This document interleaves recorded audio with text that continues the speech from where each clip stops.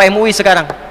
Produk-produk yang dijual di dunia ini yang hasilnya diperbantukan pada agresi Zionis, maka fatwa keluar MUI sekarang, haram hukumnya bagi umat Islam untuk mengonsumsinya. Allahu Akbar. Dan saya ikut fatwa itu. Bikin listnya, viralkan dari sekarang, list makanan-makanan, barang-barang semua yang dijual dari sana jangan konsumsi lagi, jangan beli lagi. Itu tekanan yang terbaik untuk melahirkan kedamaian saat ini. Kita tidak ingin ada rumah sakit, gereja, masjid dibom lagi, dihancurkan lagi. Caranya gampang, tekan semuanya sampai selesai. Ya, itu yang bisa kita lakukan.